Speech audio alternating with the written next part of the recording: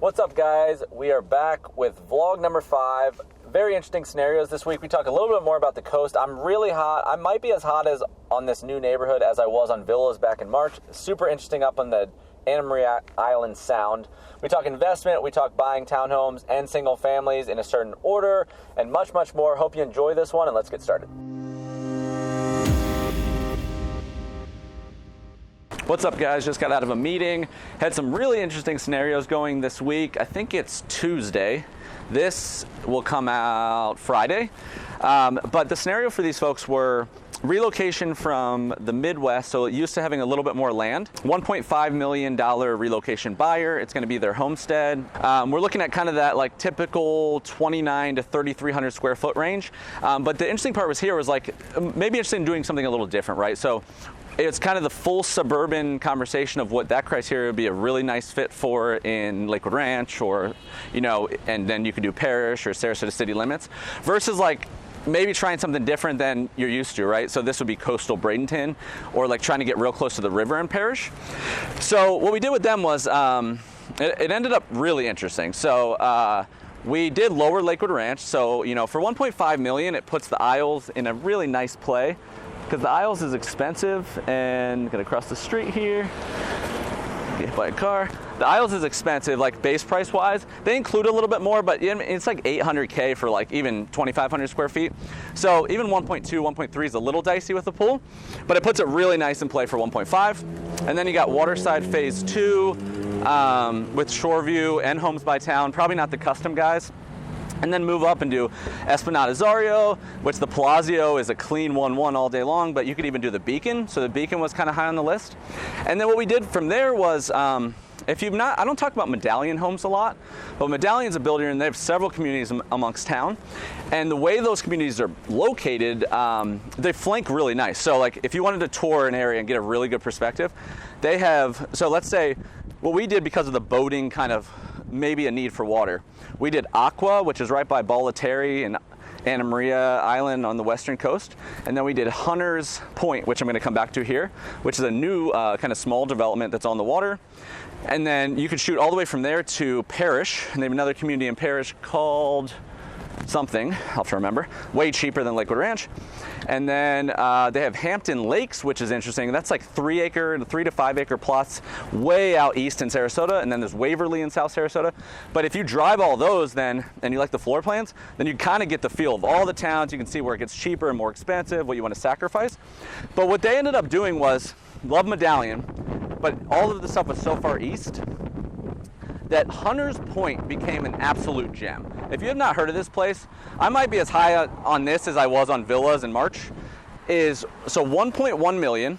These are traditional beach looking houses. I'll try to link to some of the information, but like kind of like high and lean. You can do an elevator. They're real beach looking, you know, kind of pastel colors, all that kind of stuff, but really nice square footage, 1.1 million. Some have deeded boat slips in them. The HOA is incredibly cheap, no rental restrictions, and it's on Cortez in Western Bradenton above the airport, on the Anna Maria Sound. And then literally, I mean, you could throw a baseball from there to Anna Maria Island Beach. It looks like on, you know, kind of on paper. And if you try to take, you know, if you try to take this amount of money anywhere and try to get any kind of water type of thing for anything similar, I mean, almost impossible. I mean, even in Madeira Beach, it's borderline impossible. So they ended up choosing that. But I mean, the kind of takeaway here for me would be, this has been coming up a lot of people kind of relocating and being like, well, I live in Sarasota because I want the coastal proximity, right? $1 million is way better spent in the suburbs for the most part. But if you're willing to go up north and you stay and hug that water, something like this could be extremely interesting.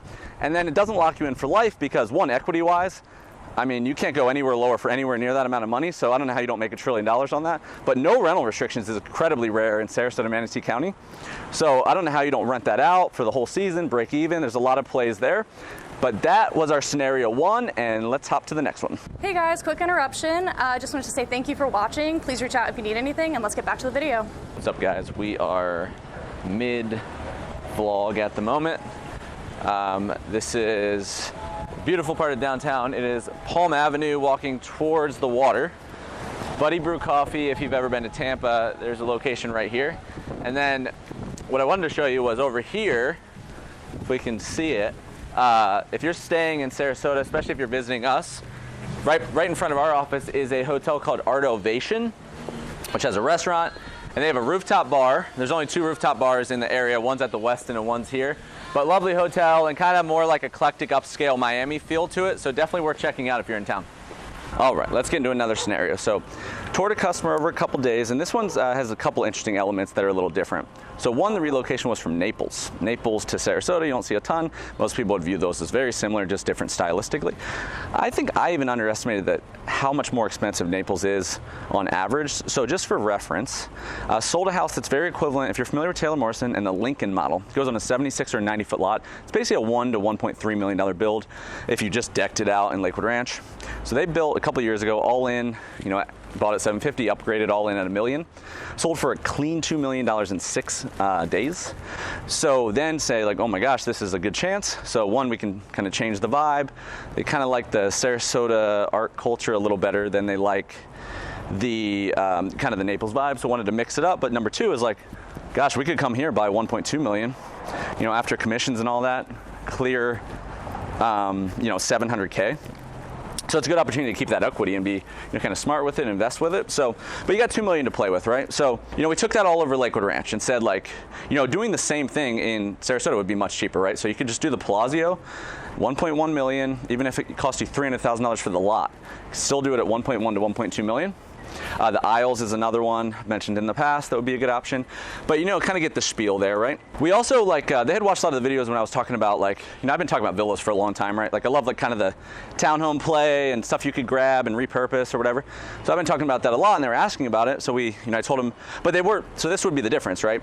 Is that they weren't looking to just grab something. Like a Lennar or D.R. Horton to buy time. They were looking to grab something they wanted, that they would want to live in but smaller, to buy time that way. So they wanted to spend a little bit more on the villa. They weren't just not romantic about anything about it. What we settled at doing was, possibly, but the thought was, and I ran the numbers, and I love the idea of it. So buying 2. So if you took the 2 million and you said, I want to do something different, right? If I go buy an Esplanade and I already lived in the Naples Esplanade, then it's going to feel the same. It's going to feel kind of blah. Financially, I got what I wanted, but that was kind of the tug of should I go for water on this one? So that same community, Hunters Point, 1.1 million, and that lets you go full kind of peacock beach style. And that pigeonholes you if you want to live multiple lifestyles. But the solution to that is that's 1.1, you have 2 million. The villa side of Esplanade in Lakewood Ranch is, to me, incredibly interesting. They have a rezo that's 1,900 square feet. That's called a villa, but it's technically not attached, with a deeded golf membership, and the base price is $450. They have 2 villas that are attached that have deeded golf memberships in them with lower base prices. And then they have this model called the Ibis. It's 1,650 square feet. You do not have to do the golf membership, and I'll talk about the numbers here in a second. But the base price is just $353. The pool costs $50K. So all in, you're probably at $500K or so. So that puts you total 1.6 between the two, right? So you still save a ton of money. You got the beach rental opportunity. And if you don't have a deeded golf membership, then it's $315 a month. And you get the bar at the pool, 16,000 square foot restaurant, gym, spa. Those numbers, I think, work way more for renting out in a more annual sense or even seasonal at Esplanade as well. So that would be kind of the premium buying 2 scenario. But it's interesting because everything that I buy, I don't try to I'm not romantic about homesteads really. So everything I try to buy, I want multi-purpose, right? Because then it could be lovely, you could want to live in it, right? But you can't lose if you can position it certain ways, or if the numbers work for rental, even if you don't want to rent. It's just a smarter buy in my opinion anyway. So that's something to think about. Probably 75% of people I talk to love the idea of living on the water, but just the money doesn't translate the right way, or they don't want to take $2 million and find out what that would mean on the beach. But you don't have the pressure of each one being perfect if you buy 2. So just something to think about. Real quick intro, we have a new team member, Leah. So if you're in town touring, she will be pretty much on the road with us. So she'll be on every tour probably if you are visiting us. So just wanted her to say hello, and we will move on. All right, guys, just got done with another call. I'm still on this investment train, multi-purpose thing. So scenario number 3 for this video, a lot of people probably can relate to this. So it's a 1 million total cap, let's say 700 to $1 million of a just a regular relocation homestead, right? But the problem is that that's a little tricky at the moment. If you want to get to Florida and you've already liquidated your property in another state and you want to do that whole thing, then that's just not as that's a price range is really tricky. It's very competitive from resale, probably grossly overpaying in some sense for a lot of resales. The new construction at $1 million under, it's like in this in between of you think the money should go further for the square footage, or you're like so close to being able to get into Waterside or the Isles, but it doesn't work great, so you're kind of tugged at that idea. So there's just a lot of things that say that maybe, like, what if we just kind of chilled and see what happens or whatever, you know? But instead of renting, you grab something, right? So the idea here would be, I think this is kind of a little bit different than the scenario I just talked about. This would be the non-premium. This is what's the best thing on paper. So I think if you want to wait and you're already liquid, and that whole deposit for like your new construction place, like you want to come here, you want to grab something, you want to start your build, and you can manage both and then rent it out. I think the Lennar townhomes at Lorraine Lakes, they were at $305, $400 a month fees. They're 1,900 square feet, loose rental restrictions. I think it's only 1 month minimums. I think you can do it 12 times a year. But you can rent to families all day long. There's a bar at the pool, unbelievable amenities, indoor, outdoor basketball courts, and you can rent a $400 a month fee if the principal's so low, because a lot of the fees and stuff is tied off the principal. And then also it includes cable, lawn, and internet, right? So maybe you can pass a portion of that on to the renter. I like those a lot. Bay Landing, D.R. Horton, they're like more like $360, $375. The fee's less. A lot of these are like February to June completions, right? So if you do a 1031 exchange, you know, it's something to think about, because, you know, you got to transact in 6 months, identify in 45. So new construction is a little iffy, but if you can kind of guarantee you got a buffer there, that could be interesting as well. I think this IBIS at Azario, the IBIS model, so staying in your lane and staying in a zone where it would make, you want all the other houses to be, be putting 900 to 1.5 million all over the place, and then you want to do the villa that's the cheapest but still kind of walks like the 1,800 square foot one, but it walks like, you know, it's just a good floor plan. And then if you can add like a deeded golf membership or something, that helps as well. I like to keep fees low, right, because it just translates to more people. And then you just don't get crazy, right? Like, do the floors, do the counters, maybe do a pool. I don't think it matters as much for a rental, but so I think that could be an option as well. And this was kind of the anti like $400,000 condo where it's $900 a month in fees, you know, just because the fees never go away, right? And you have assessments, and arguably you're paying for the wrong thing a month.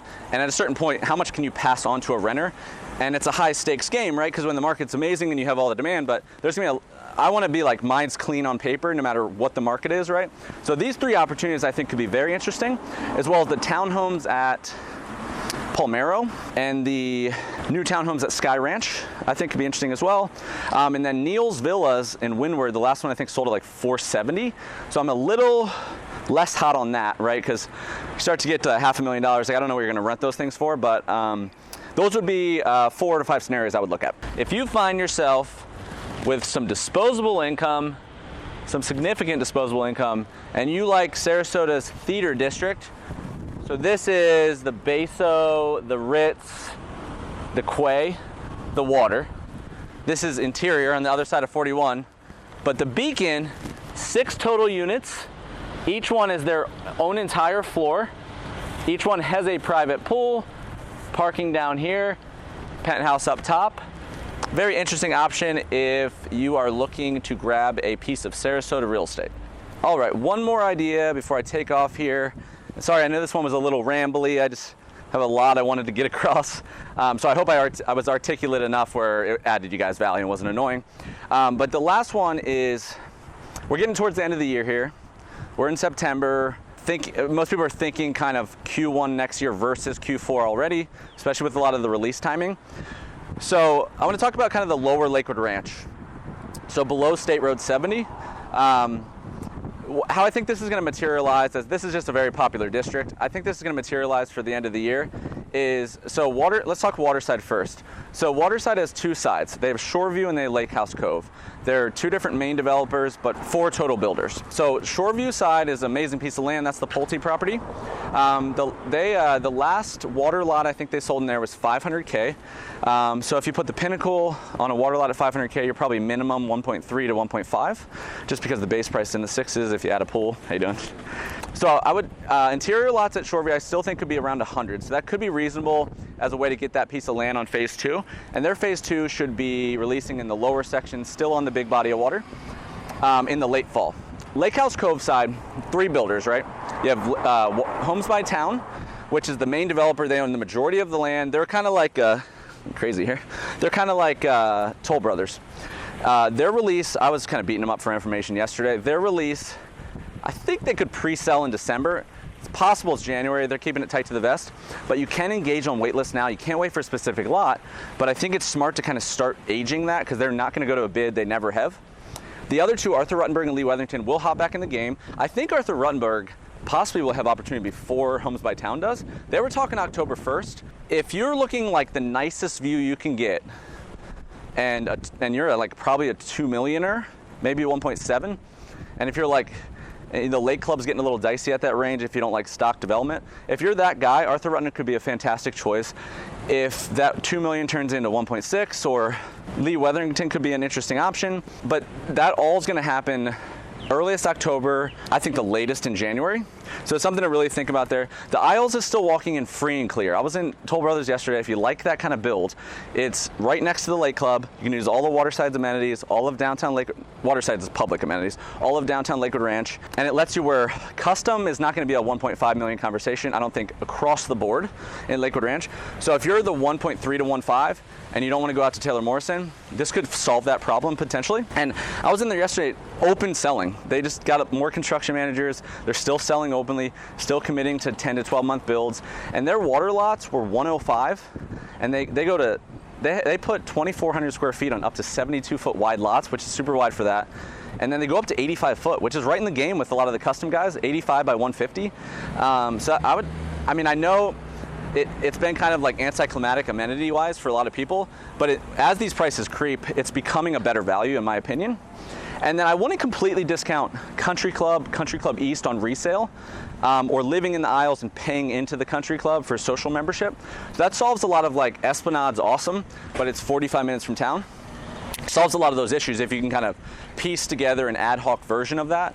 And I think that probably wraps up that side of town, but I would say if the smartest approach here might be to say like, what would it take to age and work the system regarded to not getting a lot now, but trying to get first dibs on something in December. I would say that's probably the smartest approach. If you can be patient, it might be a 2023 conversation, but if you sign a contract today, it still might be 2023. So I would say if that's kind of your frame, that's how I see lower Lakewood Ranch materializing in the next 4 months. All right, guys, that wraps vlog number 5. I hope you enjoyed it. Please check out the description box below. We have tons of links, helpful resources there. Reach out if you need anything at all from us. Please shout out some topics below if there's anything that's interesting to you, and we'll see you on the next video.